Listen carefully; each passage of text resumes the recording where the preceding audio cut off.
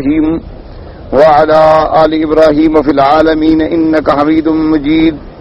قال الله تبارك وتعالى في كلامه المجيد: أعوذ بالله من الشيطان الرجيم. بسم الله الرحمن الرحيم. كان الناس أمة واحدة فبعث الله النبيين مبشرين ومنذرين وأنزل معهم الكتاب بالحق ليحكم بين الناس فيما اختلفوا فيه وما اختلف فيه إلا الذين أوتوه من بعد ما جاءتهم البينات بغيا بينهم فهدى الله الذين آمنوا لما اختلفوا فيه من الحق بإذنه والله يهدي من يشاء إلى صراط مستقيم. قال المؤلف والمفسر رحمه الله تعالى: أدام النفع بعلومه وعلومكم في الدارين آمين. إلى أن قال: وقال الربيع بن أنس في قوله تعالى: فهدى الله الذين آمنوا لما اختلفوا فيه من الحق بإذنه، أي عند الاختلاف أنهم كانوا على ما جاءت به الرسل قبل الاختلاف، أقاموا على الإخلاص لله عز وجل وحده وعبادته لا شريك له وإقام الصلاة وإيتاء الزكاة، فأقاموا على الأمر الأول الذي كان قبل الاختلاف واعتزلوا الاختلاف وكانوا شهداء على الناس يوم القيامة، شهداء على قوم نوح وقوم هود وقوم صالح وقوم شعيب وآل فرعون أن رسلهم قد بلغوهم وأنهم قد كذبوا رسلهم. وفي قراءة أبي بن كعب: بل يكونوا شهداء على الناس يوم القيامة والله يهدي من يشاء إلى صراط مستقيم. اب مفسر رحمۃ اللہ علیہ ان آیات مبارک کی تشریح بیان فرما رہے ہیں کہ اللہ تبارک و تعالی نے ارشاد فرمایا کہ سب سے پہلے ابتدا میں بھی امت جو ہے وہ ایک طریقے پر تھی، یعنی سب اللہ تبارک و تعالی کے دین حق پر قائم تھے. حضرت آدم علیہ السلام سے لے کر تقریباً حضرت نوح علیہ السلام کے زمانے تک یہ 1000 سال کا جو زمانہ ہے، اس 1000 سال کے زمانے میں کوئی جھگڑا نہیں تھا. کان الناس امۃ واحدہ، ایک دین پہ قائم تھے، اللہ کی توحید پر عمل پیرا تھے اور کوئی عقیدے میں کسی قسم کا اختلاف نہیں تھا. اور پھر اس کے بعد آہستہ آہستہ اختلاف شروع ہوا اور سب سے پہلی چیز جو عقیدے میں داخل ہوئی وہ بت پرستی ہے. پھر اللہ تبارک و تعالی نے نبوت و رسالت کا سلسلہ شروع فرمایا تاکہ لوگوں کو ہدایت کا راستہ بتلائیں اور ان کو بتلائیں کہ حق کیا ہے اور باطل کیا ہے، صدق کیا ہے، کذب کیا ہے، نور کیا ہے، ظلمت کیا ہے. تو حضرت نوح علیہ السلام سب سے پہلے نبی آئے، سب سے پہلے رسول آئے اور سب سے پہلی شریعت آئی. حضرت نوح علیہ السلام نے 950 سال تک امت کو دعوت دی، توحید کی، لیکن چند معدود لوگ اسلام لے آئے، باقی ساری کی ساری قوم جو ہے بت پرستی پہ الجھ گئی اور انہوں نے اپنا عقیدہ جو تھا وہ بالکل عین اسی طرح جس طرح کفار مکہ کا تھا کہ بتوں کا پوجا کرنا اور بتوں کا یہ عقیدہ رکھنا کہ یہ جن کی شکلیں ہیں وہ ہماری قیامت میں سفارش کریں گے اللہ کے ہاں. تو اب نوح علیہ السلام نے اللہ سے دعا کی کہ یا اللہ یہ قوم میری دعوت نہیں مانتی، میں نے ان کو دن میں رات میں کھلے چھپے ہر طریق سے دعوت دی ہے، لیکن ان لوگوں نے ماں سوائے انکار کے، اعراض کے کوئی جواب نہیں دیا، بلکہ وہ گستاخی میں اتنی بڑھ گئے کہ حضرت نوح علیہ السلام کو مارتے تھے اور اللہ کے راستے میں اتنی ان کو تکلیف ہوتی کہ آپ بے ہوش ہو جاتے اور قوم ان کو نعوذ باللہ دیوانہ سمجھ کر، مردہ سمجھ کر چھوڑ کے چلی جاتی. تو حضرت نوح علیہ السلام نے دعا کی کہ رب لا تذر علی الارض من الکافرین دیارا، کہ ہے میرے رب کریم اب زمین پہ کسی کافر کا کوئی گھر نہ رہے. گھر کا معنی یہ ہے کہ یعنی کوئی نہ بچے، جب گھر نہیں رہے گا تو گھر والے کیا رہیں گے. تو یہ مبالغہ تھا استیصال اور ہلاک کے لیے. اور ساتھ یہ بھی عرض کیا کہ انک ان تذرہم، کہ اے پروردگار عالم اگر آپ نے اب ان کو مہلت دی، یذلوا عبادک، یہ تیرے بندوں کو گمراہ کریں گے، ولا یلدوا الا فاجرا کفارا، اور ان کی آنے والی نسلیں بھی جو ہیں وہ نہیں ہوئیں گی مگر کفر پہ اور فسق و فجور پہ، کیونکہ کئی صدیاں کئی نسلیں حضرت نوح علیہ السلام نے دیکھی تھی، تو ایک سے ایک نسل جو ہے وہ بدتر تھی۔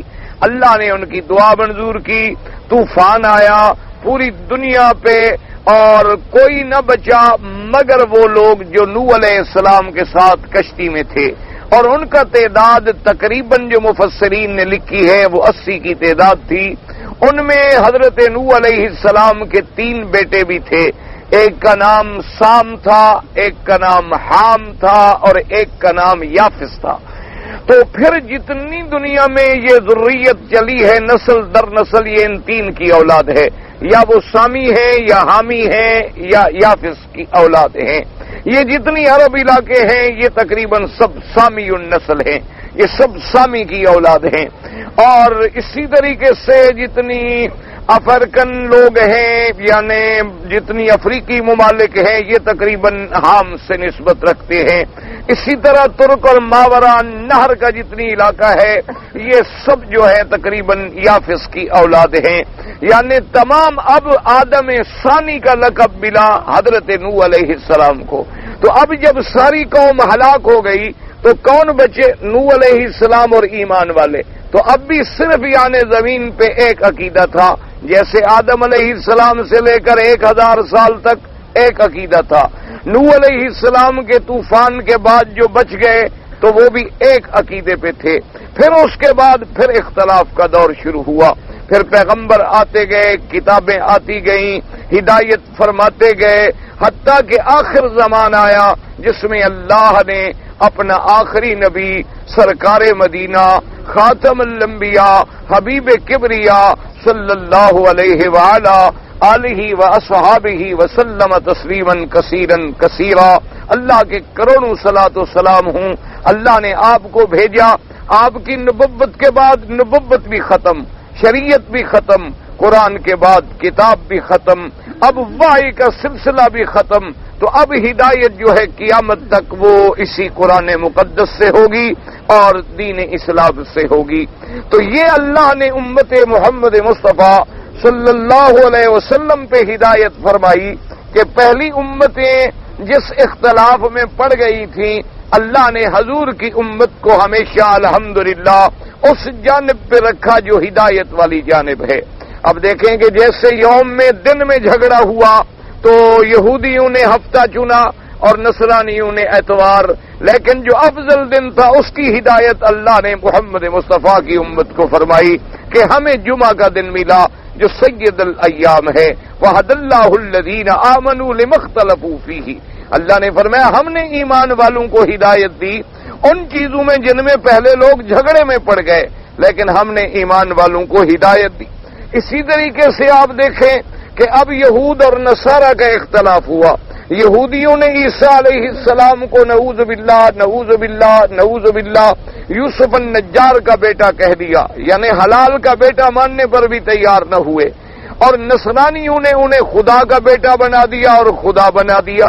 لیکن اللہ نے حضور کی امت کو ہدایت دی کہ انہوں نے عیسیٰ علیہ السلام کو بھی اللہ کا رسول مانا کہ انہ رسول اللہ کلمۃ اللہ روح اللہ، اور ان کی اماں کو بھی صدیقہ مانا کہ ان کی اماں بھی پاک ہیں، صدیقہ ہیں، طاہرہ ہیں، اور اللہ نے بغیر خامد کے ان کو اولاد عطا فرمائی۔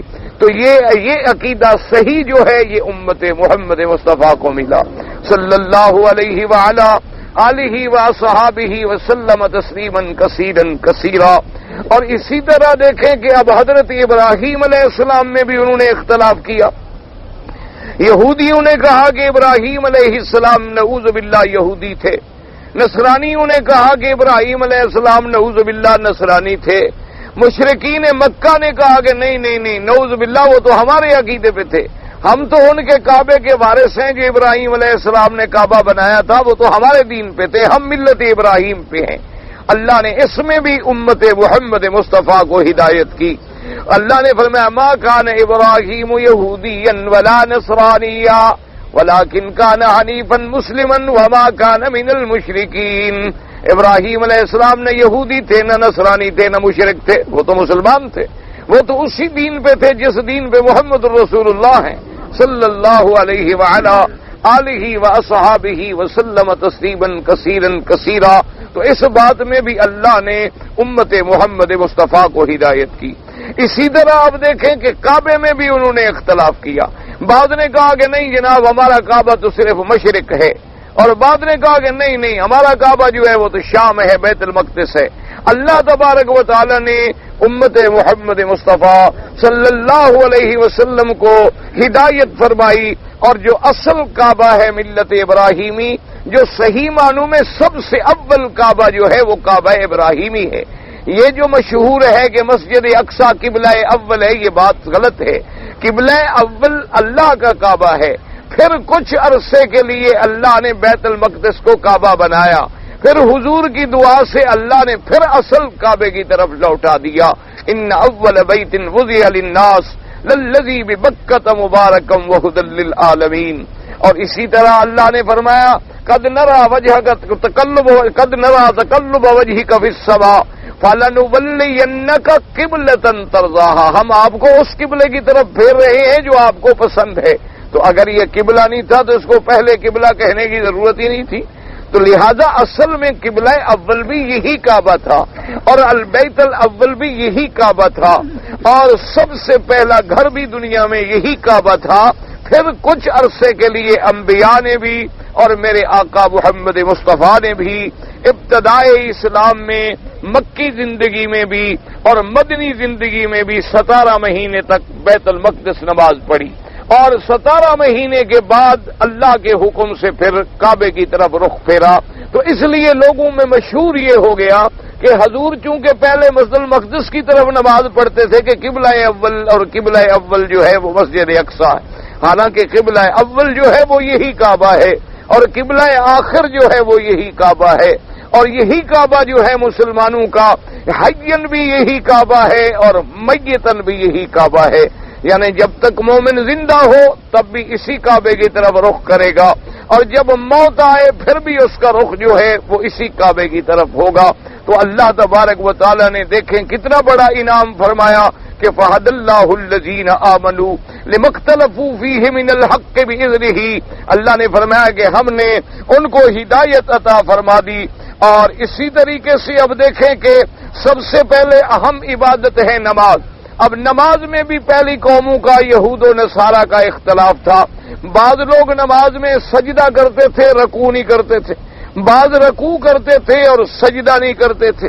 اللہ نے امت محمد مصطفیٰ کو ہدایت کی کہ آپ کو ایسی نماز نصیب فرما دی کہ جس میں قیام بھی ہے، جس میں رکوع بھی ہے، جس میں سجود بھی ہے، جس میں قعود بھی ہے، جس میں قرات بھی ہے، جس میں درود بھی ہے، جس میں دعا بھی ہے.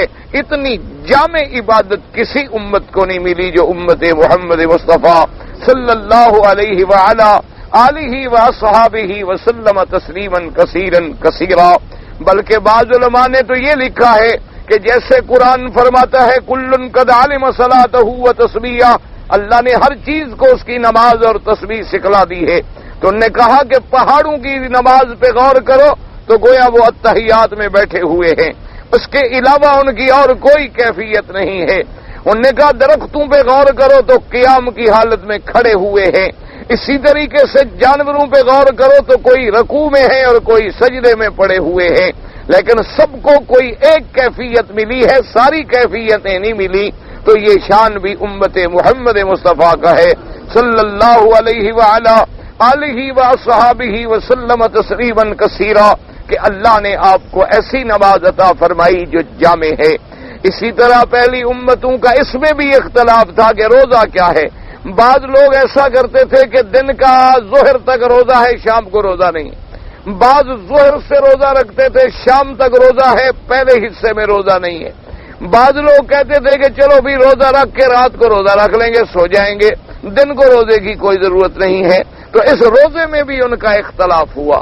لیکن اللہ نے امت محمد مصطفیٰ صلی اللہ علیہ وسلم کو ہدایت کی اور ایسا روزہ عطا فرمایا اور واضح فرما دیا کہ بھئی صبح صادق سے روزہ شروع ہوگا، ثم اتم الصیام الی اللیل، اور پھر سورج غروب ہونے تک روزہ رہے گا، اور رات کو جو ہے روزہ نہیں ہوگا، کھانے کی، پینے کی، بیوی سے ملنے کی سب اجازت ہوگی۔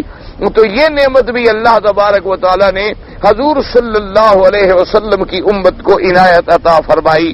اور اسی طرح مفسرین رحمت اللہ علیہم نے اب جو ہم نے آیت پڑھی ہے انہوں نے فرمایا کہ اللہ پاک نے جیسے آدم علیہ السلام کو بھیجا اور نوح علیہ السلام کو بھیجا تو سب کا دعوت کیا تھی؟ الاخلاص العبادت للہ وحدہ، کہ صرف عبادت کس کی کرنی ہے؟ اللہ تبارک و تعالی کی۔ اللہ کے سوا کسی کی عبادت جائز نہیں، یاد رکھو، اور اللہ کے سوا کسی سے مانگنا جائز نہیں۔ عبادت بھی اللہ سے، دعا بھی اللہ سے، استغاثہ سورنا پکارنا بھی اللہ سے، اور پناہ پکڑنی بھی اللہ سے۔ اس لیے قرآن نے ہر جگہ واضح کر دیا عبادت بھی اللہ سے اور مدد بھی اللہ سے۔ ایاک نعبد و ایاک نستعین۔ اچھا، ہم نے پناہ پکڑنی ہے تو کس کی پناہ پکڑیں گے؟ قل اعوذ برب الناس ملک الناس الہ الناس، تو صرف ہم استعاذہ بھی اللہ سے۔ اگر ہم نے پکارنا ہے تو کس کو پکاریں گے؟ فرمایا وَأَنَّ الْمَسَاجِدَ لِلَّهِ فَلَا تَدْعُوا مَعَ اللَّهِ أَحَدًا، اور ہم نے امید رکھنی ہے تو کس سے؟ صرف اللہ سے۔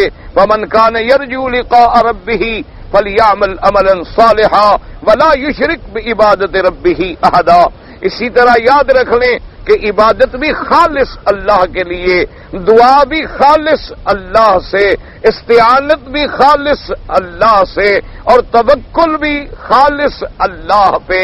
جیسے کہ ہمیں ہمارے آقا نے، سرکار مدینہ نے صلی اللہ علیہ وسلم نے ہدایت فرمائی۔ آپ نے فرمایا اذا سألت فاسأل من اللہ، آپ نے فرمایا اگر کچھ مانگنا ہو، سوال کرنا ہو تو خالص اللہ سے سوال کرو، اور فرمایا وَإِذَا اسْتَعَنْتَ فَاسْتَعِنْ بِاللَّهِ، اگر مدد پکڑنی ہو تو اللہ سے مدد پکڑو۔ فرمایا وَإِذَا تَوَكَّلْتَ فَتَوَكَّلْ عَلَى اللَّهِ، اگر کسی پہ آسرا کرنا ہے، توکل کرنا ہے تو اللہ پہ توکل کرو۔ اور قرآن نے بھی واضح کر دیا وَعَلَى اللَّهِ فَلْيَتَوَكَّلِ الْمُتَوَكِّلُونَ وَعَلَى اللَّهِ فَتَوَكَّلُوا إِن كُنتُم مُّؤْمِنِينَ، اگر تم ایمان والے ہو تو اللہ پہ توکل کرو۔ اسی طرح نظر، نیاز، یہ بھی خالص اللہ کے لیے۔ یاد رکھ لو کہ بعض لوگ جو ہیں وہ غیروں کی نظر مانتے ہیں اور غیروں کے نام پہ چڑھاوے چڑھاتے ہیں، غیروں کے نام پہ جانور ذبح کرتے ہیں، غیروں کے نام پہ چیزیں تقسیم کرتے ہیں۔ یہ معمولی گناہ نہیں، یہ شرک ہے، یعنی آدمی مشرک بن جاتا ہے، کیونکہ جیسے عبادت اللہ کے لیے ہے اسی طرح ذبح کرنا، خیرات کرنا، نظر، سب کچھ اللہ کے لیے ہے۔ میرے آقا نے قرآن پاک کی یہ آیت پڑھی جب جانور ذبح فرمایا کہ ان صلاتی و نسکی و محیایا و مماتی للہ رب العالمین لا شریک لہ وبذالک امرت وانا اول المسلمین۔ تو اس لیے ہمیشہ یاد رکھ لیں کہ یہ ساری عبادت جو تھی، تمام انبیاء کی دعوت اسی کے لیے تھی کہ اخلاص العبادت للہ وحدہ، کہ اپنی عبادت جو ہے خالص اللہ سے۔ اور یاد رکھو دعا جو ہے یہ سب سے بڑی عبادت ہے، یعنی مانگنا جو ہے، پکارنا جو ہے، یہ سب سے بڑی عبادت ہے۔ کہ جب آدمی پکارتا ہے کہ یا اللہ، یا ربا، یا غوثا، یا حی یا قیوم، یا رحمان یا رحیم، تو یہ صرف اللہ سے ہے۔ اللہ کے سوا کسی نبی کو پکارے، ملک کو پکارے، ولی کو پکارے تو آدمی مشرک اور کافر بن جاتا ہے۔ اللہ تبارک و تعالی ہر مسلمان کو صحیح عقیدہ نصیب فرمائے۔ تو اس لیے اللہ نے جو پہلا طریقہ تھا آدم کے زمانے سے، وہی حق والوں کو نصیب فرما دیا۔ اس لیے اللہ فرماتے ہیں کہ وَمَا خَلَقْتُ الْجِنَّ وَالْإِنسَ إِلَّا لِيَعْبُدُونَ، کہ میں نے جن و انس کو کیوں پیدا کیا ہے کہ خالص میری عبادت کریں۔ اور اسی طرح اللہ نے فرمایا ان الذین یستکبرون عن عبادتی، کہ جو لوگ مجھ سے تکبر کرتے ہیں مانگنے سے، تو دعا جو ہے وہ عبادت ہے۔ اس لیے لوگوں کو غلط فہمی ہوتی ہے کہ بھئی ہم نماز تو جی اللہ کے لیے پڑھتے ہیں، رکوع سجدہ بھی اللہ کو کرتے ہیں، لیکن غیر کا ہم نے کیا، کسی بزرگ کا ہم نے نعرہ لگا دیا تو اس سے کیا فرق پڑتا ہے؟ نا، اسی کا نام تو شرک ہے کہ اللہ کو بھی مانے، اللہ کو بھی پکارے اور غیر اللہ کو بھی کبھی کبھی پکارا کرے، اسی کا نام ہے شرک، یعنی شریک کرنا۔ جو آدمی خدا کو نہیں مانتا وہ تو داہریہ ہے، وہ تو منکر خدا ہے، وہ تو اللہ کا قائل ہی نہیں، اس کو آپ مشرک کیسے کہیں گے؟ مشرک تو ہوتا وہی ہے کہ اللہ کو بھی مانتا ہے، اللہ کو بھی پکارتا ہے اور کبھی کبھی غیر اللہ کو بھی پکارتا ہے، اللہ کے نام پر بھی قربانی ذبح کرتا ہے اور غیر اللہ کے نام پر بھی جانور ذبح کرتا ہے، اللہ کے گھر کا طواف بھی کرتا ہے اور کبھی کبھی مزاروں کا طواف بھی کرتا ہے، اسی کا نام تو مشرک ہے کہ اب شرک کر رہا ہے، عبادت میں شرک کر رہا ہے، نظر نیاز میں شرک کر رہا ہے، شور پکار میں شرک کر رہا ہے، طواف میں شرک کر رہا ہے، تعظیم میں شرک کر رہا ہے، اسی کا نام شرک ہے۔ اللہ فرماتی ہے کہ پھر ہم نے ہدایت دی ایمان والوں کو جو خالص اللہ کی عبادت کریں، اللہ تبارک و تعالی کے سوا کسی غیر کی عبادت نہ کریں۔ اور پھر اقامت الصلاۃ و ایتاء الزکات، فرمایا نماز کی بھی ہم نے پھر ہدایت دی اور زکات کی بھی ہدایت دی۔ فاقاموا علی الامر الاول الذی کان قبل الاختلاف، یہ پھر اسی راستے پہ آ گئے جو سب سے پہلا راستہ تھا توحید والا، کان الناس امۃ واحدہ۔ اب یہ اختلاف کو چھوڑ گئے، جب یہ اس مقام پہ آ گئے تو اللہ نے کتنا مرتبہ دیا، وکانوا شہداء علی الناس یوم القیامہ، یہ قیامت والے دن اللہ امت محمد مصطفیٰ کو گواہ بنائیں گے ساری مخلوق پر۔ یعنی آپ اندازہ کریں، کیونکہ گواہ کا مرتبہ یہ ہوتا ہے کہ وہ سچا ہو، گواہ کا مرتبہ یہ ہوتا ہے کہ وہ صادق ہو، گواہ کا مرتبہ یہ ہوتا ہے کہ وہ امانت و دیانت والا ہو۔ کیوں جھوٹے کی گواہی کون قبول کرتا ہے؟ فاسق اور فاجر کی گواہی کون قبول کرے گا؟ کسی نشے والے کی گواہی کون قبول کرے گا؟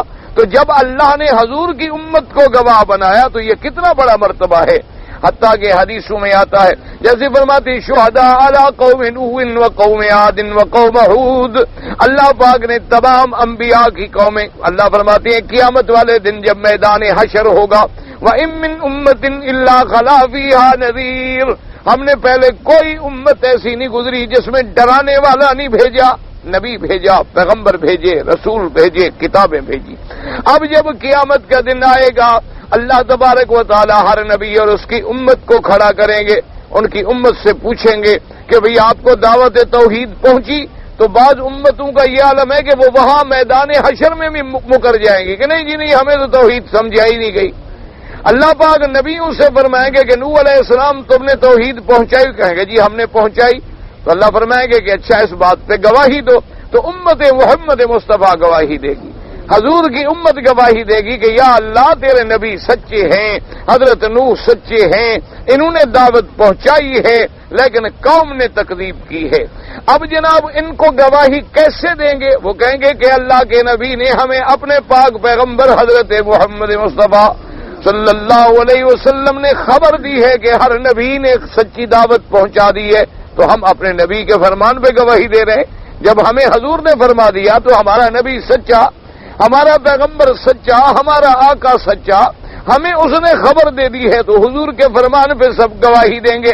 تو یہ مرتبہ ملے گا امت مصطفیٰ صلی اللہ علیہ وسلم کہ کنتم شہداء علی الناس، اور نبیوں کے حق میں بھی گواہی دیں گے۔ اور یہ سارا مسئلہ کیوں ہوگا کہ اللہ عدل فرمائیں گے، ورنہ اللہ تو جانتے ہیں کہ نوح علیہ السلام نے کیا فرمایا، قوم نے کیا کیا، اللہ کے آگے تو کوئی چیز چھپی ہوئی نہیں، لیکن اللہ اپنے عدل کو ساری دنیا پہ ظاہر کر دیں گے کہ ہم جو بھی فیصلہ کرتے ہیں عدل سے کرتے ہیں اور انصاف سے کرتے ہیں تاکہ کسی کو کوئی عذر باقی نہ رہے۔ حتیٰ کہ بعض قومیں ایسی بھی آئیں گی، بعض لوگ ایسے بھی آئیں گے، کہیں گے واللہ ربنا ما کننا مشرکین، کہ اے پروردگار عالم ہمیں تو آپ کی قسم ہے ہم نے تو کوئی شرک نہیں کیا۔ کہیں گے اللہ بھیا ہم نے تو شرک نہیں کیا، ہم تو ان کے آگے اس لیے جھکتے رہے کہ ان کو تیرا سمجھتے رہے، ہم نے تو سمجھا یہ تیرے پیارے ہیں، تیرے پسندیدہ لوگ ہیں، اس لیے ہم ان کے دروازوں پہ گرتے رہے، اصل تو ہم آپ کی عبادت کرنا چاہتے تھے۔ تو اللہ تبارک و تعالیٰ فرمائیں گے کہ اسی کا نام تو شرک ہے کہ غیر کو تم نے میرا شریک بنا دیا، میری عبادت کے لیے کسی درمیانے راستے کی کیا ضرورت ہے، میری عبادت تو سیدھی ہوگی۔ اور میں تو ہر کسی کی پکار اور دعا خود سننے والا موجود ہوں، تو اس لیے وہ بھی اچھا ایسے بھی لوگ ہوں گے کہ جب ان کے نامہ اعمال ان کے سامنے آئیں گے تو وہ کہیں گے اللہ میاں یہ نامہ اعمال جو ہیں یہ تو فرشتوں نے لکھے ہیں، اور فرشتے جو ہیں وہ تو ہم نے دیکھے ہی نہیں، اور پھر فرشتے جو ہیں وہ تو ہماری جنس کی بھی مخلوق نہیں ہے، وہ نوری مخلوق ہے، ہم خاکی مخلوق ہیں، ہماری تو آپس میں جنس بھی نہیں ملتی، نوری اور خاکی اور ہیں، تو انہوں نے لکھ دیا ہے، تو بہرحال کوئی اگر ہماری جنس کا لکھا ہوا ہو تو پھر تو کوئی بات ہے۔ اللہ تبارک و تعالیٰ ارشاد فرمائیں گے ہم تم کو سزا اس وقت تک نہیں دیں گے جب تک ہمارا عدل مکمل نہ ہو جائے۔ الیوم نختم علی افواہہم وتکلمنا ایدیہم وتشہد ارجلہم بما کانوا یکسبون۔ اللہ فرمائیں گے ملائکہ ان کی زبانوں پہ مہریں لگا دو، زبان کو حکم ہوگا کہ بند، حکم دیا جائے گا چمڑے کو کہ تم گواہی دو، ہاتھوں کو حکم دیں گے کہ تم گواہی دو، پاؤں کو حکم دیں گے کہ تم گواہی دو۔ اب بندے کا ہر عضو بول بول کے کہہ رہا ہوگا میں نے یہ کیا، میں نے یہ کیا، میں نے یہ کیا۔ اللہ فرمائیں گے اب بتاؤ، کہیں گے ہاں جی اب تو مان لی، اب تو انکار کر ہی نہیں سکتے۔ اب غصے میں آگے اپنے آپ سے کہیں گے وَقَالُوا لِجُلُودِهِمْ لِمَ شَهِدتُّمْ عَلَيْنَا، اپنے وجود سے کہیں گے کہ بھائی تم کیوں ہمارے خلاف گواہی دے رہے، تو ہمیں جہنم میں ڈلوا رہا ہے، تو کیوں بولتا ہے، چپ کر۔ وہ کہے گا انطقنا اللہ الذی انطق کل شیء، وہ کہے گا میں کیسے چپ کروں، اس ذات نے مجھے بھی بلوا دیا جو ہر چیز کے بلوانے پہ قادر ہے۔ وہ چاہے تو پتھر بھی بولتے ہیں، وہ چاہے تو درخت بھی بولتے ہیں، وہ چاہے تو جانور بھی بولتے ہیں، وہ چاہے تو پرندے بھی بولتے ہیں، وہ چاہے تو انسان کا چمڑا پاؤں ہاتھ بھی بولیں گے۔ جب عدل مکمل ہوگا تو پھر اللہ فیصلہ فرمائیں گے ایمان والوں کے لیے جنت کا اور کافروں کے لیے جہنم کا۔ اس لیے مفسر رحمت اللہ علیہ فرماتی ہیں کہ اللہ نے ہدایت دی قوموں کو شہداء بنا دیا، شہداء اعلی قوم نوح، قوم نوح پر بھی تمہاری شہادت، قوم ہود و قوم صالح و قوم شعیب و آل فرعون۔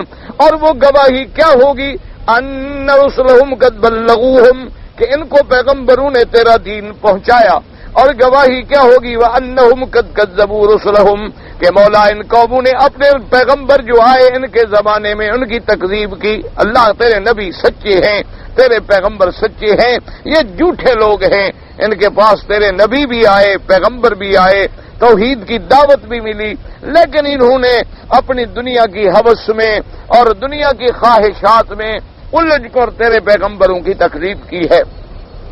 اس لیے یاد رکھیں کہ اللہ تبارک و تعالی کبھی کسی قوم پہ عذاب نہیں بھیجتے جب تک کہ اللہ تبارک و تعالی ان کو ڈرانے کا اور دعوت کا اس پورا انتظام نہیں فرما دیتے کہ قیامت میں کوئی یہ نہ کہے کہ جی مجھے تو دین کی دعوت دی ہی نہیں گئی، مجھے تو دین کی دعوت نہیں ملی تو میں کیا کرتا۔ اس لیے اللہ فرماتی ہے وَمَا كُنَّا مُعَذِّبِينَ حَتَّى نَبْعَثَ رَسُولًا، ہم کسی قوم پہ عذاب نہیں بھیجتے جب تک اپنا پیغمبر نہ بھیجیں، رسول نہ بھیجیں۔ اب یہ ضروری نہیں ہوتا کہ وہ رسول ہر بندے کو ملے، اللہ کے نبی آئیں گے، ان کی تعلیمات ہوں گی، پھر صحابہ، پھر خلفاء، پھر علماء، تو اس طریقے سے دین جو ہے ہر کسی تک پہنچے گا۔ اور اسی طرح اللہ نے سب کو پھر عقل بھی دیا ہے، حواس خمسہ بھی دیے ہیں، قوت سامعہ بھی دی ہے، قوت باصرہ بھی دی ہے، یعنی ہر آدمی ذرا غور کرے ایک منٹ کے لیے بات جو ہے، جیسے کہ ایک عالم نے لکھا کہ میں نے ایک بالکل جنگل کے رہنے والے ایک جاہل آدمی، بالکل جاہل آدمی جس کی زندگی ساری جنگل میں گزری، جس نے ایک جماعت بھی نہیں پڑھی، بالکل خالص، جیسے ہمارے دیہاتی ہوتے ہیں نا بیچارے خالص ان پڑھ لوگ، تو ایسا آدمی کہتے ہیں ملا، تو میں نے دل میں سوچا کہ یہ بیچارہ ان پڑھ آدمی ہے، جاہل آدمی ہے، اس کو توحید کا کیا پتا ہوگا غریب کو۔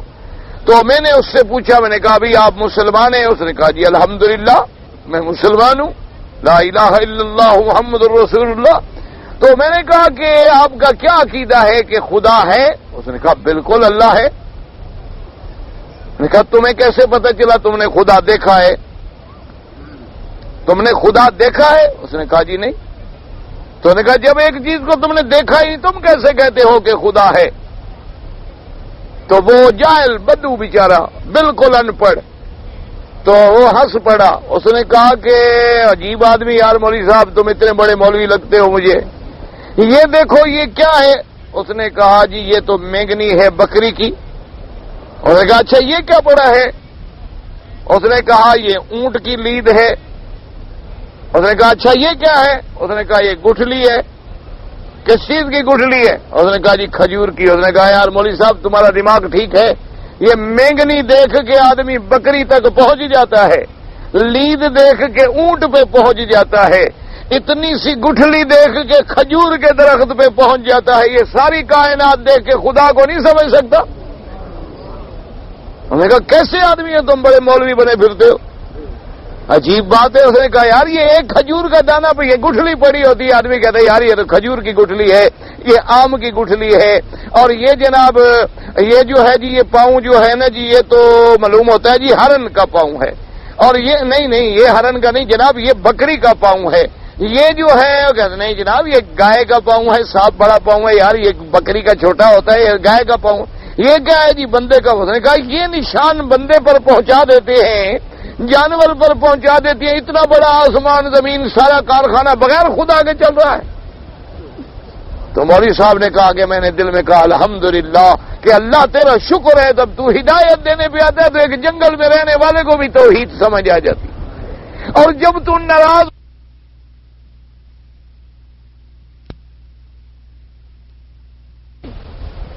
آدمی حمام میں بیٹھے اپنی گندگی پہ روزانہ 4 دفعہ بیٹھتا ہو, وہ بھی نعوذ باللہ خدا اور مشکل کشا بن سکتا ہے, وہ بھی کبھی حاجت روا بن سکتا ہے, وہ بھی کبھی نفع نقصان کا مالک بن سکتا ہے. کوئی عقل کی بات کرو, کتنا بڑے سے بڑا آدمی کیوں نہ ہو جائے, ایمان سے کہو وہ پانی پینے کا محتاج ہے کہ نہیں, وہ کھانے کا محتاج, وہ بیوی کا محتاج, وہ بچے کا محتاج, وہ اولاد کا محتاج, وہ حمام کا محتاج. پیٹ میں ہوا بند ہو جائے تو حضرت تڑپنا شروع ہو جائے, تو یہ کیسے مشکل کشا ہو گئے. ایک مسئلہ سمجھنا ہو تو 1 منٹ میں سمجھ آ سکتا ہے, لیکن اگر اللہ مہرے لگا دیں تو پھر کوئی بات سمجھ نہیں آتی. ختم اللہ علی قلوبہم وعلی سمعہم وعلی ابصارہم غشاوہ ولہم عذاب عظیم.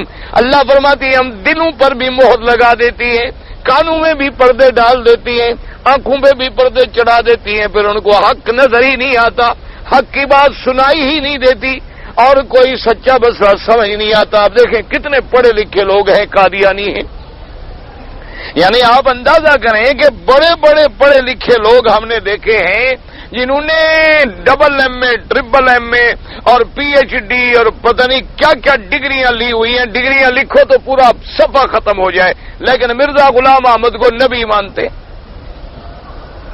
یعنی آپ عقل کریں کہ بھی گرداسپور میں قادیان میں ایک عرضی نویس آدمی جو ساری زندگی عرضی نویسی کرتا رہا اور انگریزوں کی کاسل ایسی کرتا رہا, وہ میرے مدنی محمد کے مقابلے پہ نبی بن جائے, کوئی عقل مانتا ہے؟ یعنی آپ اندازہ کریں کہ حضور کا مقابلہ کرے ختم الانبیاء سرکار مدینہ صلی اللہ علیہ وسلم, اور نبی کی تو شان اتنی بلند ہے کہ جن کو پڑھانے والا خدا ہوتا ہے. میرے مدنی کو کس نے پڑھایا ہے؟ حضور کا کوئی استاد ہے مکے مدینے میں؟ نہ. آپ مجھے بتائیں حضور کے استاد کا نام ہے؟ اچھا حضور کے والد کا کیا نام ہے؟ عبداللہ. چاچے کا نام ابی طالب, دادے کا نام عبد المطلب, والدہ کا نام آمنہ, دائی کا نام حلیمہ. یہ سب کو پتہ ہے. استاد کا نام کسی کو آتا ہے؟ اب دیکھو حالانکہ تم اپنے ملک سے آئے ہو, تمہیں بھی دائی کا پتہ ہے, بی بی حلیمہ. بی بی حلیمہ کا تمہیں بھی پتہ ہے, حالانکہ تم نے ایک نام ہی سنا ہے نا. اور لیکن سب کی وجہ کیا ہے؟ اللہ نے فرمایا میرا مدنی استاد کی شان بڑی ہوتی ہے, شاگرد جتنا بھی اونچا ہو جائے استاد اونچا ہوتا ہے. اور میں اگر کسی کو شاگرد بناؤں تو جس سے اونچی شان والا تو میں نے کسی کو بنایا ہی نہیں. تو آپ کو اب پڑھانا ہے تو میں خود پڑھا دوں گا. قرآن نے خود کا سنقرئک فلا تنسیٰ, اور پڑھا بھی ایسا دوں گا پھر آپ بھولیں گے بھی نہیں. اور میرا اللہ کیسے پڑھائیں گے؟ مدرسے میں رٹا لگوائیں گے, فرشتے بھیجیں، فرمایا نانا ضرورت نہیں، چپ کر کے بیٹھے رہیں، قرآن جمع کر کے آپ کے سینے میں رکھ دیں گے، پھر سارا قرآن کے علم جو ہے وہ بھی آپ کے سینے میں رکھ دیں گے، بات ختم ہو گئی۔ تو اللہ نبیوں کو خدا خود پڑھاتے ہیں، علمناہ من لدنا علما، اللہ ان کو علم دیتے ہیں۔ اور یہ گرداسپور کا چپراسی جو پرائمری سکولوں میں پڑھتا رہا، جو عرضی نویسی کرتا رہا، انگریزوں کی کاسل ایسی کرتا رہا، اور جس نے کہتا ہے میں نے اتنی کتابیں انگریز سرکار کی شان میں لکھی ہیں کہ 50 الماریاں بھر جاتی ہیں، اور جو سب سے بڑا جھوٹا اپنی قوم کو خوشخبری دی، کہنے لگا میں ایک کتاب لکھ رہا ہوں جس کی 50 جلدیں ہوں گی، 50 جلدوں میں میری وہ کتاب آئے گی، اور فلاں تاریخ تک یہ ساری جلدیں پوری ہو جائیں گی۔ جب تاریخ گزر گئی تو آئیں کچھ 5 جلدیں چھوٹی سی۔ تو اب لوگوں نے کہا کہ جناب آپ اچھے نبی ہیں، لوگ تو ہمیں جوتے مارتے ہیں کہ آپ کے نبی نے کہا تھا 50 جلدوں کی کتاب ہوگی اور آپ نے لکھی ہیں 5 کتابیں، تو اب لوگوں کو ہم کیا منہ دکھلائیں؟ اس نے کہا نہیں آپ نے مسئلہ ہی نہیں سمجھا، جیسے اللہ کے ہاں تو 50 نمازیں ہیں نا، پڑھتے تم 5 ہو، اللہ بھی یہاں 50 لکھتے ہیں، میں نے کتابیں تو 5 لکھی ہیں، تم 50 سمجھ لو، 1 کے 10 تم خود سمجھ لو، صفر ہی لگانی ہے نا۔ اللہ نے بھی نمازیں 50 فرض کی تھیں لیکن پڑھتے ہم 5 ہیں، تو 5 کی اللہ میاں لکھتے 50 ہیں، لہذا کتابیں تو میں نے 5 لکھی ہیں لیکن تم اسے 50 ہی سمجھو، 1 کو 10۔ اب اتنا بڑا جو جھوٹا آدمی ہو، فراڈ کرتا ہو، اور جس کے بارے میں اس کا اپنا بیٹا، اپنا حقیقی بیٹا، سلبی بیٹا جو اس کے سلب سے پیدا ہوا، اس نے کتابوں میں لکھا ہو کہ ابا جان کبھی کبھی وائن ٹانک استعمال کرتے تھے، یعنی ابا جان کبھی کبھی شراب بھی پیتے تھے، اس کو محمد مدنی کے بعد نبی مان لیا جائے، ایمان سے کہو آنکھوں پہ پردہ آ گیا کہ نہیں آ گیا؟ یہ اللہ آنکھوں پہ پردہ ڈال دیتے ہیں، پھر بات سمجھ نہیں آتی، پھر حق مسئلہ سمجھ نہیں آتا، جتنا آپ سمجھاتے جائیں، پڑھاتے جائیں، جو مرضی آئے کریں، لیکن جب تک اللہ وہ پردہ نہ ہٹائیں ہدایت نہیں ملتی۔ اس لیے اللہ نے فرمایا کہ ہم نے امت کو ہدایت دی، ہم نے محمد مدنی کے ایمان وَهَدَى اللَّهُ الَّذِينَ آمَنُوا، کس نے ہدایت دی؟ اللہ نے۔ اور ہدایت دینے والا کون ہے؟ واللہ یہدی من یشاء الی صراط مستقیم، اور اللہ ہدایت دیتے ہیں جس کو چاہے صراط مستقیم کی۔ یہ ہدایت سب میرے اللہ کے ہاتھ میں ہے۔ اب آپ دیکھیں گے ماشاءاللہ آج رات لوگ بڑے شوق سے عمرہ کریں گے، صبح کی نماز نہیں پڑھیں گے، ایسی عبادت کا کوئی فائدہ ہے مجھے آپ سمجھائیں؟ لیکن جو مرضی آئے زور لگا لو، سوال پیدا نہیں ہوتا کوئی سمجھے نہیں جی آج تو رزق لکھا جائے گا، آج تو رزق بڑھنا ہے، کم ہونا ہے، آگے جانا ہے، پیچھے جانا ہے، پتہ نہیں کیا کیا آپ قصے بنا رکھے ہیں، حالانکہ وہ لیلۃ القدر کی رات کے ساتھ تعلق رکھتے ہیں۔ ویسے شعبان میں آپ عبادت کریں، کون عبادت سے منع کرتا ہے؟ اللہ آپ کو توفیق دے، مجھے توفیق دے، ہر مسلمان کو توفیق دے۔ اور یہ بڑا مبارک مہینہ ہے، اور حضور اس مہینے میں سب سے زیادہ روزے رکھتے، اور حضور دعائیں فرماتے کہ اللہم کما بلغتنا شعبان بلغنا رمضان، مولا جیسے تو نے ہمیں شعبان کا مہینہ دیا ایسے رمضان کا مہینہ نصیب کر۔ اور حضور رمضان کے استقبال کے لیے تیار ہو جاتے تھے۔ لیکن ایک بات یہ ہے کہ یہ کون سی عبادت ہے کہ آدمی ساری رات عمرے میں گزار دے، ساری رات نفل پڑھتا رہے اور فجر کی نماز جماعت سے نہ پڑھے یا عشاء کی نماز جماعت سے نہ پڑھے، تو یہ کون سی عبادت ہوئی کہ فرض چھوڑ دیا؟ لیکن عقل پہ پردہ ہے، پڑ گیا، جو مرضی ہے سمجھاتے رہو، کہیں گے ٹھوکے دیکھو جی اے وہابی تو پہلے 11ویں نہیں مانتے تھے، اب جناب یہ 15ویں بھی نہیں مانتے، بس ایک دماغ میں پردہ ہے پڑے، وہ کہہ دیے جی جناب ان کی باتیں سنا ہی نہ کرو، تو 11ویں دے بھی منکر تھے، 12ویں دے بھی منکر تھے، 27ویں دے بھی منکر تھے، 15ویں دے بھی منکر، اے جناب مرنے کے بعد تیجے دے بھی منکر، 7 جمعراتاں دے بھی منکر، 40ویں دے بھی منکر، تیجا تے 10واں او دے بھی منکر، امام جعفر دے کنڈے دے بھی منکر، پنجتن پاک دی نیاز دے بھی منکر، تے وہ بھی بلا نے، یہ تو پتہ نہیں بلا ہی کوئی اور۔ اچھا ایمان سے کہو یہ جتنی چیزوں کا میں نے نام لیا ہے اس کا قرآن میں کہیں کوئی ذکر ہے؟ نہ آپ ٹھنڈے دل سے کہیں، جھگڑا نہ کریں، مجھے آپ وہابی بنائیں، جو مرضی ہے بنائیں، آپ کی مرضی، آپ اس بات کو چھوڑیں۔ یہ فیصلے تو اللہ کے ہاں ہیں کہ کن کے دل میں حضور کی محبت ہے یا نہیں ہے، یہ تو معاملہ اللہ کے ہاں ہے، یہ بندے کے پاس تو ہے نہیں، اس کو تو اللہ پر چھوڑ دے۔ آپ مجھے ایمان سے کہیں کہ پورے قرآن کے 30 سپاروں میں امام جعفر کے کنڈوں کا ذکر ہے؟ تیسرے دن کل شریف، 7 جمعراتیں شریف، 40واں شریف، 11ویں شریف، 12ویں شریف، 27ویں شریف، 15ویں شریف، ایک آیت مجھے دکھا دیں قرآن کی، اور جس قرآن نے ہمیں ایمان سے کہو کہ وضو سکھلایا ہے، اذا قمتم الى الصلاة فاغسلوا وجوہکم وایدیکم،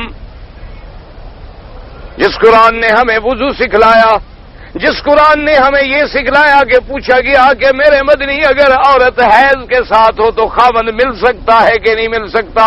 اللہ نے فرمایا یسألونک عن المحیض قل هو اذن فاعتزلوا النساء في المحیض ولا تقربوهن حتى يطهرن۔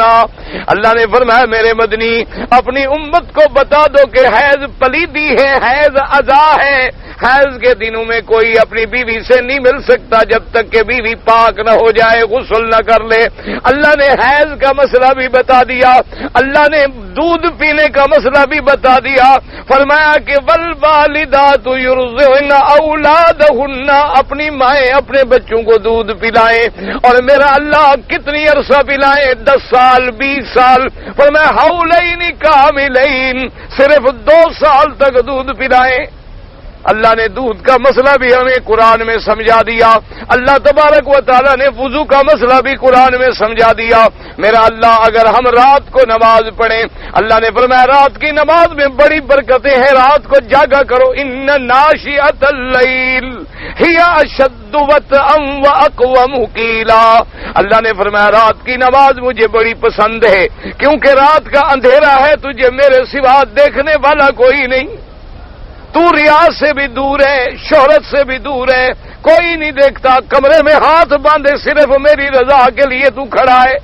اور فرمایا پھر بندے بھی سو رہے ہیں، شور بھی کوئی نہیں، اب تیرا قلب قالب دونوں میری طرف متوجہ ہیں، لہذا رات کی نماز کی بڑی نعمتیں۔ فرمایا امن هو قانت آناء اللیل ساجدا وقائما يحذر الآخرة ويرجو رحمت ربه۔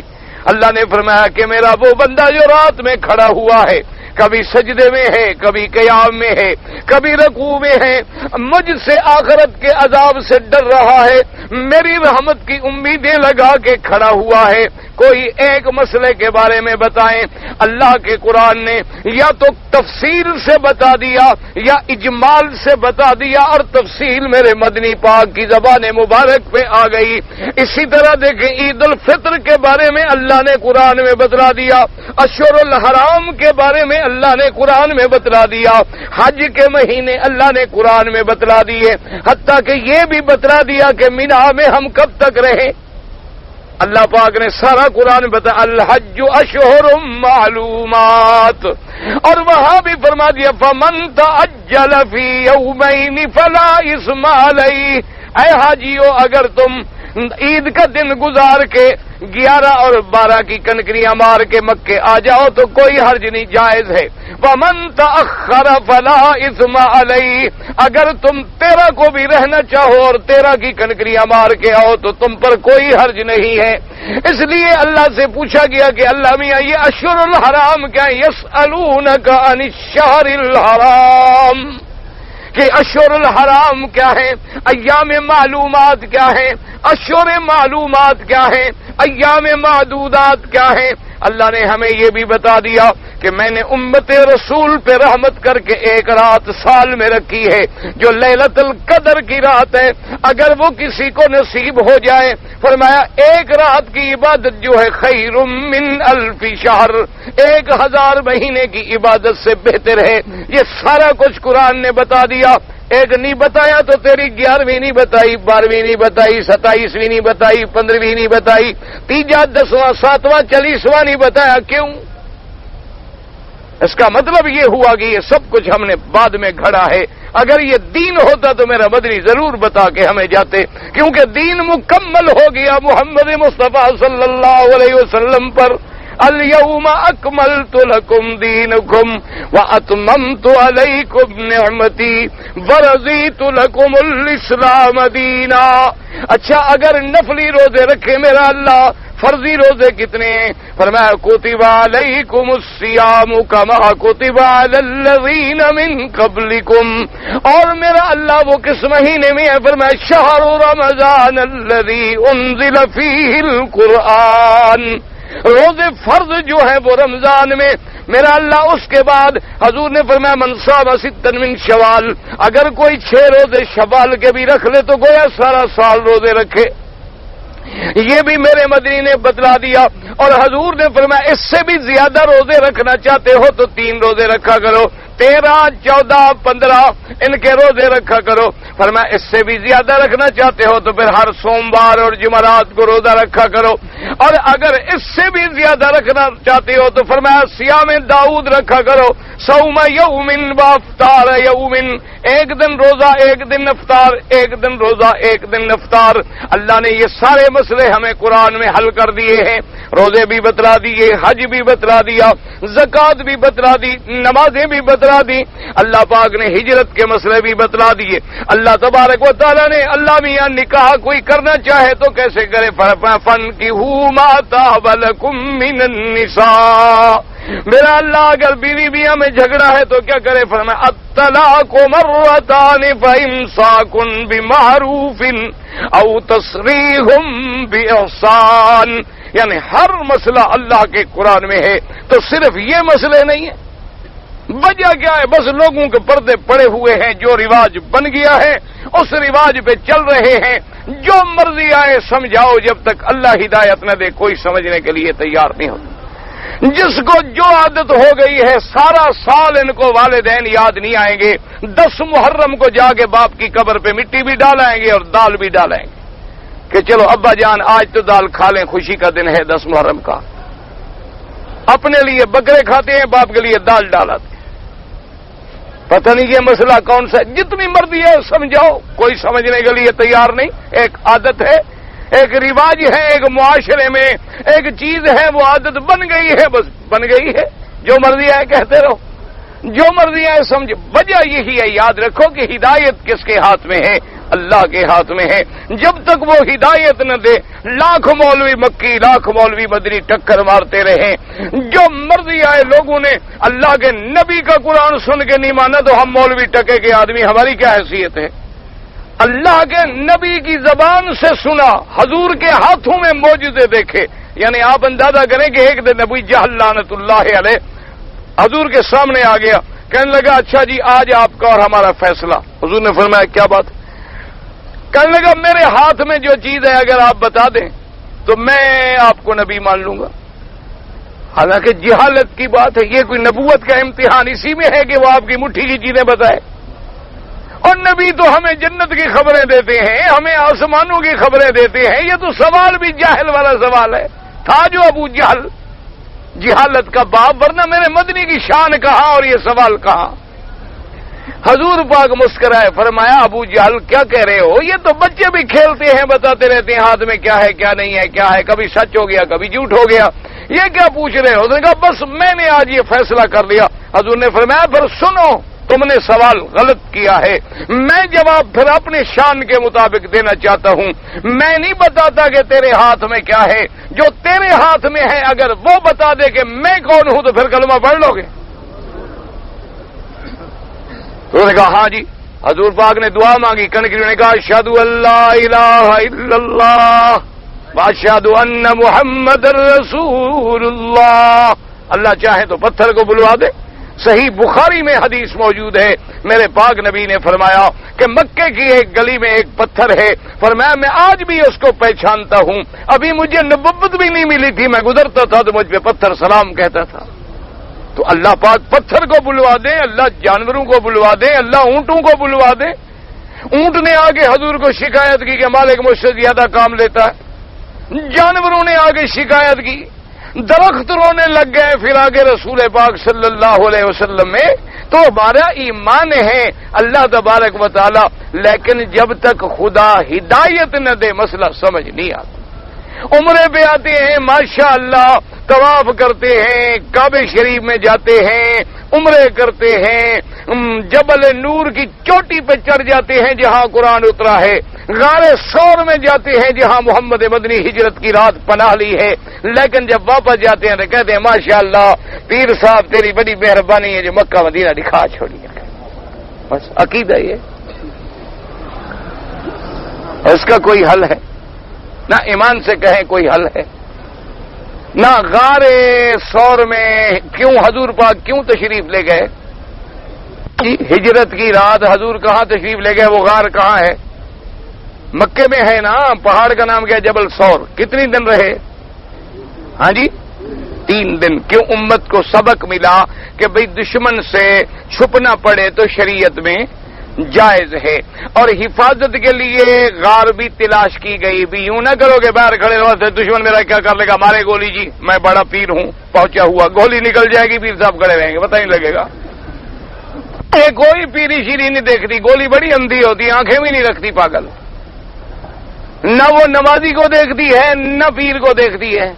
اچھا نہ مارنے والے کو کہتی ہے کہ وضو کر کے چلاؤ، بے وضو کی اور زیادہ لگتی ہے، کیونکہ جتنا بے نمازی ہوگا اتنا بے رحم ہوگا نا جی، اتنا سنگ دل ہوگا۔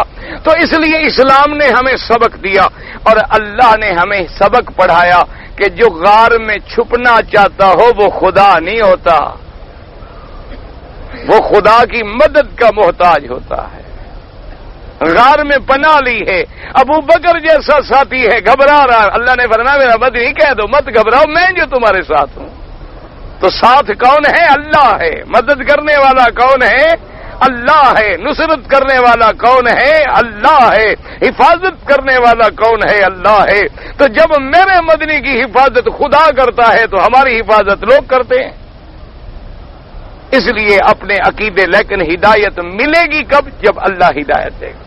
اللہ سے دعا کرو اللہ ہمیں ہدایت دے، اور اللہ پوری قوم امت محمد مصطفیٰ کو ہدایت دے، اور اللہ تبارک و تعالی ہمیں دین کے کام لے اور رحمت کے فیصلے فرما دیں۔ میں ماں باپ کا عمرہ حج کر سکتے ہیں، بالکل کر سکتے ہیں۔ یہ میں نے بتا دیا کہ یہ اصل میں قرآن کی جو آیت ہے نا، انا انزلناہ فی لیلۃ مبارکۃ انا کنا منذرین فیہا یفرق کل امر حکیم، کہ روزی کا تقسیم ہونا، بڑھنا، یمحو اللہ ما یشاء ویثبت، یہ لیلۃ القدر کے ساتھ تعلق رکھتا ہے، یاد رکھو۔ صفا تک سائی کا ایک چکر شمار کرتا ہے، اس کے لیے کیا حکم ہے؟ بھئی صفا سے لے کر مروہ تک ایک ہے، واپس صفا تک آئے تو یہ ایک نہیں، یہ تو 2 ہو گئے۔ اگر اس نے ایسا کیا ہے لیکن ختم صفا پہ کیا، مروہ پہ کیا ہے، پھر تو ہے ٹھیک۔ اگر ختم صفا پہ کیا پھر صفا نہیں ہوا، دوبارہ شروع کرے۔ ایک صفا سے چکر مروہ تک، مروہ سے صفا تک 2، پھر 3، پھر 4، شروع صفا سے ختم مروہ پہ۔ اگر ختم صفا پہ کرے تو خلاف سنت ہے، کیونکہ حضور پاک نے ختم کیا مروہ پہ اور یہ ختم کر رہا ہے صفا پہ، وہ ادا نہیں ہوگا۔ جرمانے کے روزے مسلسل رکھیں، مسلسل بھی رکھ سکتے ہیں، وقفے سے بھی رکھ سکتے ہیں۔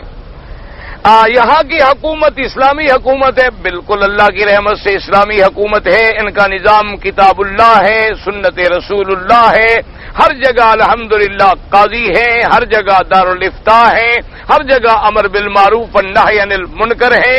باقی یاد رکھو جیسے جیسے حالات بدلیں گے، وقت بدلے گا، انسانوں کے اندر بھی اسی طرح تغیر ہوتا ہے۔ یعنی جو زمانہ میرے مدنی کا تھا وہ تو ابو بکر کا بھی نہیں، اور جو زمانہ ابو بکر کا تھا وہ حضرت عمر کا نہیں، جو حضرت عمر کا تھا وہ عثمان کا نہیں، جو حضرت عثمان کا تھا وہ حضرت علی کا نہیں، لیکن ہے تو سارا زمانہ خیر کا۔ لیکن جو شان میرے مدنی کے زمانے میں تھی وہ صحابہ کے زمانے میں کیسے ہو سکتی ہے؟ اور جو شان صحابہ کے زمانے میں تھی وہ تابعین میں نہیں، جو تابعین میں تھی وہ تبع تابعین میں نہیں۔ اسی طرح اب 1400 سال گزر گئے، اب موجودہ دور کے تناظر میں ساری دنیا کے ملکوں پہ نظر ڈالیں تو یہ واحد ملک ہے جہاں اسلامی حکومت۔ اب یہ نہیں ہوتا کہ جب ان کو دیکھنا ہو اعتراض کرنا ہو پھر تم حضرت عمر کی حکومت کا مقابلہ کرو، نہیں، پھر تم اپنے عمل کا مقابلہ کرو کہ تمہارا عمل اور اب ان کا کیا حال ہے۔ جب ساری دنیا بھی آپ نظر ڈالیں گے ان کے تناظر میں الحمدللہ یہاں قرآن ہے، سنت ہے، نماز ہے، توحید ہے، فیصلے علماء کرتے ہیں، قاضی کرتے ہیں، کتاب و سنت پہ کرتے ہیں۔ کوئی فقہی مسئلہ آ جائے تو امام احمد ابن حنبل رحمت اللہ علیہ کی فقہ پہ فیصلہ کرتے ہیں۔ حضرت شاہ ولی اللہ رحمت اللہ علیہ کا راستہ اللہ آپ کو بھی توفیق دے، اللہ مجھے بھی توفیق دے، بالکل ٹھیک ہے، لیکن ہمیں حضور کا راستہ اختیار کرنا چاہیے کہ علیکم السمع والطاعہ، اسمعوا واطیعوا، کہ اپنے اولي الامر کی سمع اور طاعت کرو، قطعا بغاوت نہ کرو، ان کے حکم کے تابع رہو۔ حضور نے فرمایا اگر وہ تم پر ظلم بھی کریں تب بھی تم سمع و طاعت کرو۔ ایک آدمی پر حج فرض ہے، معذور ہے، کوئی رشتہ دار مکہ میں رہتا ہے، تو اگر وہ حج بدل کرانا چاہے تو کرا سکتا ہے، اس میں کوئی شک نہیں، لیکن حج بدل کرنے سے پہلے عالم سے مسئلے سمجھ لے حج کرنے والا۔ کہہ رہتا ہے بوڑھا باپ بنگلہ دیش ہے، بیٹا بھی حج کر سکتا ہے۔ قسطنطنیہ یہ روم کی حکومت میں تھا، اس کے بعد یہ فتح ہوا ہے حضرت عمر کے زمانے میں رضی اللہ تعالیٰ عنہ کے زمانے میں، پھر یہ کافروں کے قبضے میں چلا جائے گا، اور پھر آخر میں قیامت کی علامات میں سے ہے فتح القسطنطینیہ۔ حضور نے فرمایا قسطنطینیہ بھی فتح ہوگا، یہ تقریباً آخر زمانے کے اندر قریب، یہ سب اشراط ساعہ میں ہیں اور ترمذی شریف میں وضاحت کے ساتھ حدیثیں موجود ہیں۔ ایک بیمار ہے بچی، آج دعا کریں اللہ پاک سب بیماروں کو شفا دے، آپ کے بچوں کو، ہمارے بچوں کو ظاہری باطنی بیماریوں سے بچائے۔ والدین کی جس طرح عزت کرے، والدین کی فرما برداری کرے، اطاعت کرے۔ روز ایک مسئلہ پوچھو، ساس سسر کی کرے، والدین کی بھی کرے، ساس سسر کی بھی کرے، والدین کی زیادہ کرے۔ ایک ہی مسئلہ ہے، اس کو سمجھ نہیں آ رہا۔ آدمی شادی سے پہلے یا بعد میں مرد کے لیے مہندی لگانا ناجائز ہے، عورت اب پہلے بتا دیا ہے میں نے، یہ پہلے ہو چکا ہے، وہ ایک ہی مسئلے کو پھر کیوں رکھ لیتے ہو بھائی؟ اگر اسلام آباد سے ہم مدینہ منورہ کے لیے براہ جدہ آئیں، ارادہ یہ تھا کہ مدینہ منورہ سے احرام باندھ کے عمرے کے لیے مکے آئیں گے، اسلام آباد سے احرام نہیں باندھا، جدہ رات کو پہنچ کے صبح کی فلائٹ سے مدینہ منورہ پہنچے، ٹھیک ہے۔ اگر ایک آدمی اسلام آباد سے یا کراچی سے یا کہیں سے چلتا ہے، اس کی نیت یہ ہے کہ پہلے میں مدینہ منورہ جاؤں گا پھر مدینہ پاک سے مکے آؤں گا، تو اس کو احرام کی کوئی ضرورت نہیں۔ اچھا، اگر بفرض محال جدے آ گیا، مدینہ شریف بھی نہیں جا سکا، مکے آنا پڑ گیا، تب بھی کوئی جرمانہ نہیں، کیونکہ اس کی آمد آنے کے وقت نیت مکے کی نہیں تھی۔ احرام اس کو باندھنا ہے جس کی چلتے ہوئے نیت سیدھا مکے آنے کی ہو۔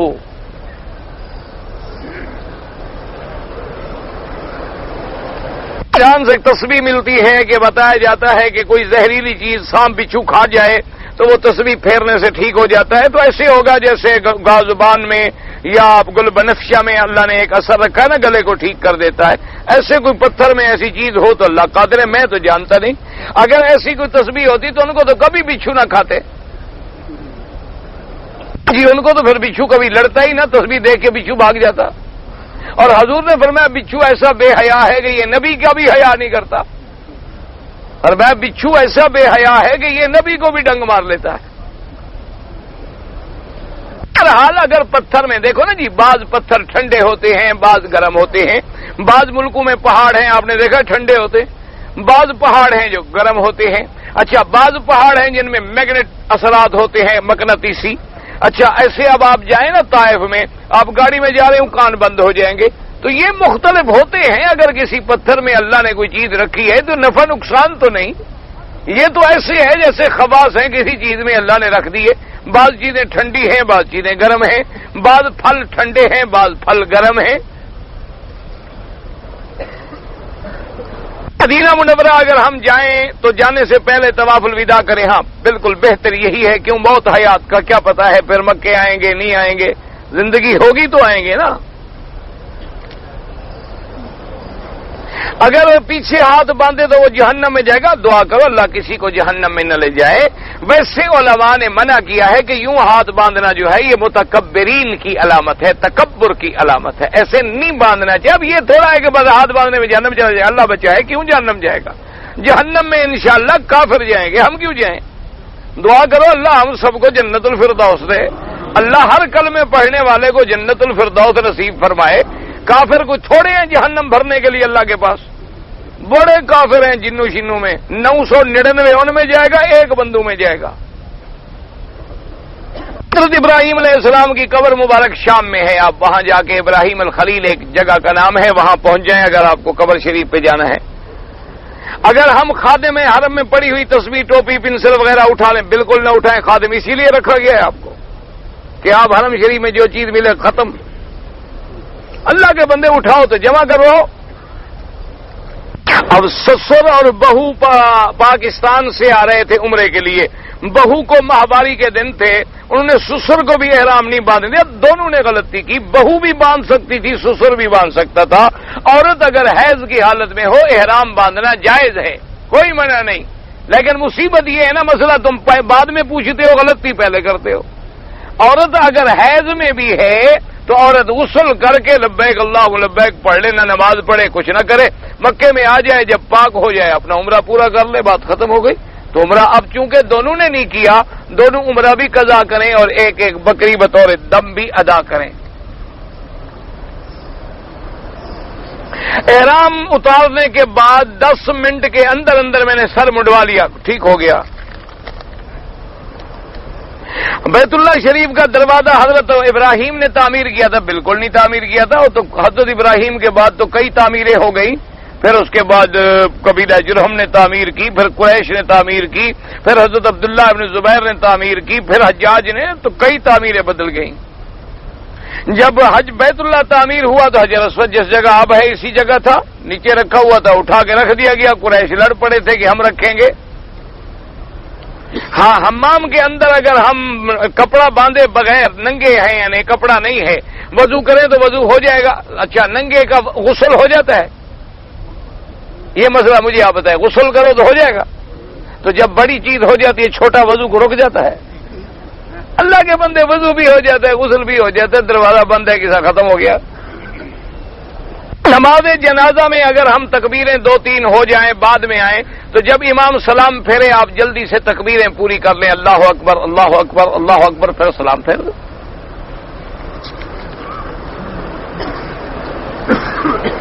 میں نے عمرہ کیا, یہاں غسل کر لیا, پھر احرام پہن کے کمرے میں چلا گیا, تو کوئی بات نہیں, کیا ہو گیا, کمرے میں جانا کو پابندی ہے.